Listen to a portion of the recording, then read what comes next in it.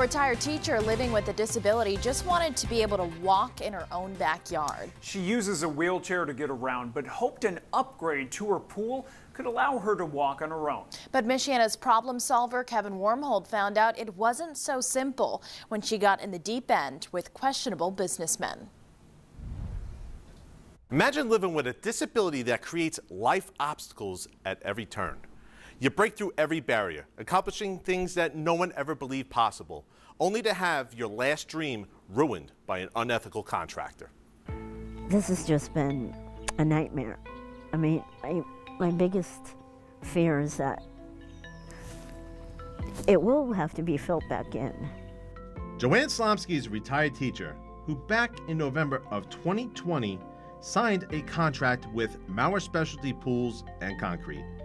She paid up front over $50,000, hoping to increase her quality of life.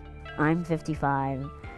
I have a condition called osteogenesis imperfecta, where I've had over 200 broken bones. And this pool was going to be to increase my longevity, to improve my quality of life, to swim and get exercise. But instead of a new pool, what she got was excuses, debt, and a lien on her home. In September of 21, we had somebody come to the house and serve my mom with a lien, saying that they couldn't collect the money from him for the concrete that was on our property.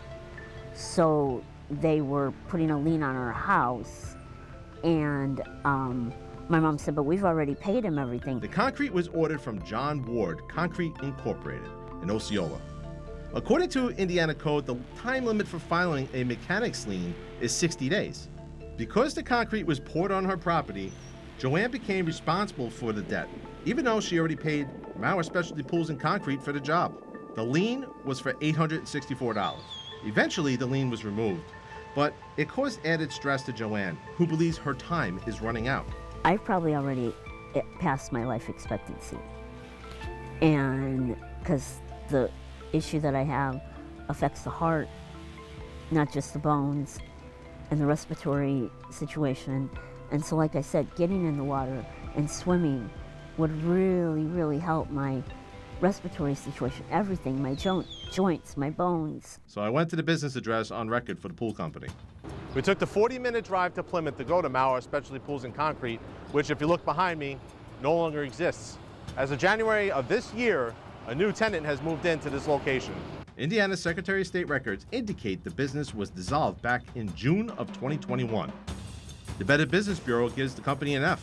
According to the county, he's not licensed, insured, and bonded. I reached out to Jeff Mauer, the owner. He did not want to speak on camera, but promised that he will be installing the handicap lift for free, no charge. He will provide a free weekly cleaning service and a reduced rate for concrete installed. But how will Jeff be able to fulfill these promises?